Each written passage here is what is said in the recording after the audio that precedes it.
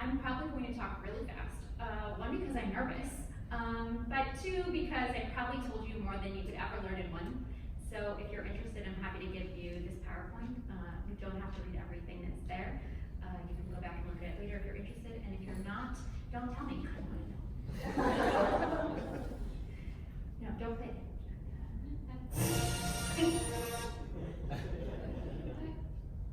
It's my first time ever.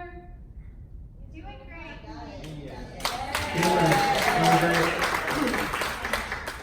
you can see, I don't teach with PowerPoints. But I did want to start with a quote from Christopher Emden, which is a fantastic writer, if you haven't read his book, that recently came out about 2 years ago. It's called For White Folks, The Teach in the Hood, and the Rest of Y'all Too. Yeah. That's been really informative for me, because if you haven't noticed, I'm white. I also teach in South LA, so that's been really helpful to help me to sort of have a sort of framework for speaking to other people about things that I just didn't have the vocabulary for, things that I was employing in my classroom. I've been teaching for almost 10 years, but I didn't have like the proper pedagogy to say like, this is a real thing, I'm not just making shit up. Oh, sorry. So pedagogy. Christopher Emden talks about reality pedagogy, and I sort of frame this in Star Wars. I teach the framework of Star Wars. I'm going to take you through that, don't worry. But this framework of sort of the resistance of post-colonial structures in the classroom. A lot of these things that we were taught, that we think are normal, that we think is education, that we think is what intelligence looks like, but actually it's just what white people say that looks like. So I try to actively resist this, and I teach my students to know what are those post-colonial structures, when is a good time to push back, and how you can push back against that. And that requires that we understand the needs of our neo-Indigenous students. And when I say neo-Indigenous, I'm taking this from Emden's book, where he speaks of our Indigenous populations. Our urban children share a lot of cultural experiences with our Indigenous populations, and so neo-Indigenous is sort of a term that allows us to collect those experiences and those cultures into a larger group, so we can speak about how different it is to teach in those communities. Reality pedagogy also includes creating spaces for our students to express their authentic identity. So I didn't know what Shanti and what Tim were going to be talking about, but it was so great that they actually already introduced a lot of those ideas for me, so I don't have to go in depth. But it also means that we need to embed opportunities for them to contextually process their experiences outside the classroom. For a long time, I mean, even myself included, I can't tell you my teachers' names. They didn't know my situations. I was homeless my last year of high school. I don't know if they knew or not, and if they did, I don't think they cared. But I know all of my students, and I know exactly what they're going through, and they talk about it in the class. And then we need to incorporate explicit analysis of how we are all a part of an oppressive process, myself included, as their white teacher in a neighborhood of color, and how that impacts their selves as students as they express in the classroom. So the first thing that I learned to get rid of was rules. We don't have rules. Where we're going, we don't need rules. No, just, okay, that's fine. That's how it is. Thanks. Thanks. So I teach through a value-driven classroom, and you'll notice at the bottom right, this is one of the values, and I'll go more deeply into them. I labeled each one of the slides according to our values, so you can see that the value-driven classroom allows you to have a very, very clear set of values that applies to almost anything in order to have a framework to look at the world and yourself and the actions that you choose to engage in. And this is what it looks like. I teach them the ways of the Force. I made this up. It's not actually from the Jedi Academy or the Jedi religion, but I relighted them and tell them it is. So this is the Force. The F is focused knowledge wisdom. The O is to own your education. The R is to respect our learning environment, which includes inside the classroom and out of the classroom, because we learn both inside and outside of our classrooms. Change be thee, which is the Yoda version of be the change. And engage yourself at all times. I start with Jedi meditation. So I know a lot of teachers feel like we just don't have enough time to get through all the curriculum that we have to, and that's true.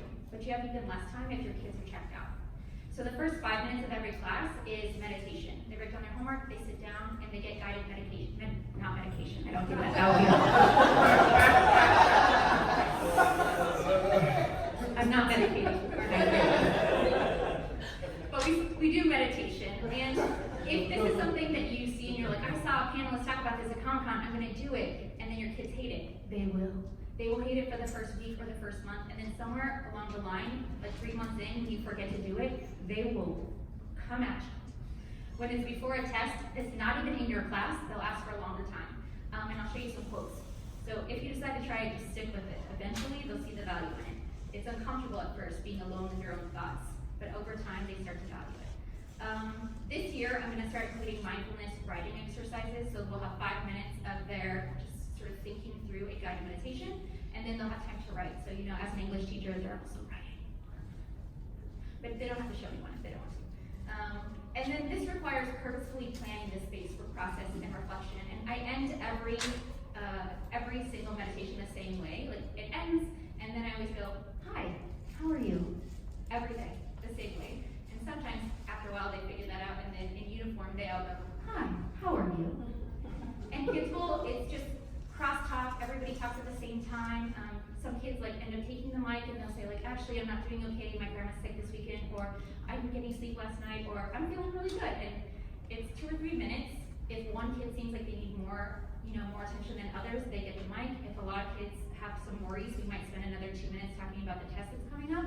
But it gets whatever they have that's weighing on them sort of out the open, and I know it, they know it, and then we can move on.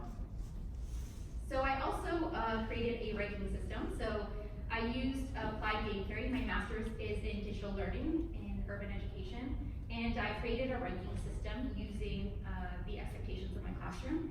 I did this in order to increase investment, hold them accountable, to scaffold ethics, including personal responsibility to own their own education, but also social responsibility to their teammates and the greater good.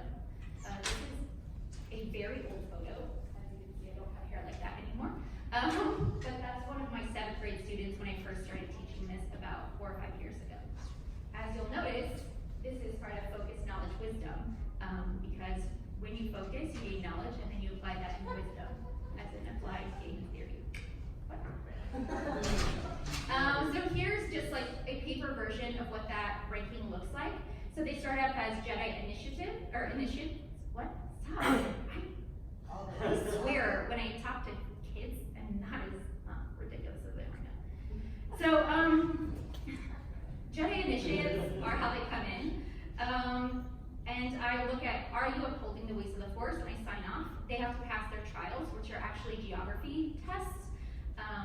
I teach English, but I require that they know geography, because if you don't know where the author came from, you don't know why they said what they said. So their trials are actually geography tests. They can take them as many times as they need to in order to pass it, which teaches them that they can be resilient. And I stay after school with them. And then for every book that they read, they gain XP. They write their book name, and they show their book's lifestyle level and what growth they have there. After they have gone through Jedi Initiative and Jedi Padawan, this is when they become a knight. They cannot progress to knighthood or above knighthood until they take on an apprentice. So they have to take ownership of someone else in the class that is a Padawan or initiate that is struggling in the class. Whether that's tutoring them in another class, because it doesn't have to be English, or it's staying after school with them, or it's encouraging them. They just have to agree, consent. They both have to consent to the apprentice relationship, and then I'll sign off on it once their apprentice has leveled up. And that brings us to the Great Jedi Library. The original Jedi Library, not joking at all, my original Jedi Library was given away. So this is actually the second Great Jedi Library, so not too unlike the actual Star Wars universe. There's actually about 500 or 600 more books that we haven't leveled yet, so this is just what we've leveled so far. And this year, I've stepped up our game, and we have a scanner, and we're using bookstores, and we look like really legit. It used to just be a spreadsheet. But this library is much better than the original library. The original library was just random things people gave me. This library was carefully curated through input of the community, suggested purchases based on people that were on Twitter and Instagram when I said I want to build a culturally relevant library for our kids. So there are authors of color, there are authors that represent and or are writing with main characters that represent children of color or characters of color or LGBTQIA characters. There's a lot of historical fiction, and there's a lot of history and politics where kids can be like, I want to know what's going on in the Middle East, and either read historical fiction about it or actually read my college textbooks, which are also part of the library, mostly in that purple section. And then it's all leveled and color coded, so as they level up, they're able to then see their color making. They have a bookmark where they have annotations, and that bookmark also has on the back their rubric. So every time they're annotating, they know exactly what my expectations are, and they know that annotation is understanding the deeper meaning and understanding how we can use that as a framework for interacting and empathizing and supporting everyone you know. I don't use PowerPoint because I built a website. So I have a website, and my students go to the website, and I house all of our information there. That way I am out, and there's a sub my students can run themselves. Jedi Training would take you to our blog, which is now I have 5 or 6 years of blogs, which also serves as lesson resources for me or other people. And all of the links are there. So if a student is absent, they can also open it up at home, and if they have a printer, they can print it, or they can do it digitally and submit it and not get behind in their work. I also, as pushing back against like what those post-colonial expectations are, I allow my students to engage and learn in unconventional spaces. So if they want to lay on the floor on a yoga mat, or if they want to move their desk into the one single window I have because they need sunlight, or they want to sit outside, or if they all want to go to the liquor store after school and buy a bowl of cereal, and then everybody's eating cereal, because that's what they'll do before tutoring. If that's what makes them feel safe and familial, then that's what we do. This means that teachers have to be authentic in ways that we weren't taught to be. We're often told that we need to hide our personal selves. Don't tell them about your personal life. Don't tell them if you're dating. Don't tell them if you break up. I do. They know when I'm dating someone, and they know when I break up, because who else is going to tell them that like it's normal to have a breakup, and it's normal to be sad about that, or it's normal to be still friends with someone. And they also hear about those things because I do a podcast called Clever Girls, and they listen to my podcast, and I use my podcast in the classroom as extra credit. If they want to gain extra credit, they can listen to any episode they want, and they can critique it, tell me what I did well, and tell me how I can get better. But information about you as a person gives them the freedom to give you information about them as a person. Information they're not going to share unless you're willing to be vulnerable as well. So here's some wisdom for my kids. Learning the force helps you think about who you want to be in the future and how you can help the world. I identify as a Mexican, Salvadorian Latina. Ms. Kelly's class has helped me see my own neighborhood, my own people, parents, and all the history behind the things I see every day. It's heavily supportive. Jedi meditation helped me calm down whenever I was feeling anxious and talked about my feelings, made me feel a connection with Ms. Kelly that students don't really feel with other teachers. And then my more verbose students said, I learned so much in our classroom with the reading, vocab, and all. Although it was a lot to take in, I'm aware of how socialization informs the way we think about and treat women and men of any color, of any class, any gender, any race, any single strand of DNA from us. Her lessons have emboldened my perspective on many things, and I cannot thank her enough for shaping my mind better. I've always felt so touched by Ms. Kelly because she's not ramrod about things, and she knows when to discipline us. She doesn't worry unless she happens to cancel a therapy appointment, which I tell them I go to, because if they think therapy's bad, they're gonna need to see a teacher that shows that it's okay. I often will stay for tutoring, so she says I should quit doing that. I have always felt that she was the most caring of all teachers, and I think she knows that I'm a sensitive person and I'm built emotionally. It's not hard for me to express myself, and I thank her for letting me. So if you want this, my sources are here if you're interested, and then if you're interested in getting in contact with me or listening to my podcast, which is really just two women talking about other women, feel free to find us.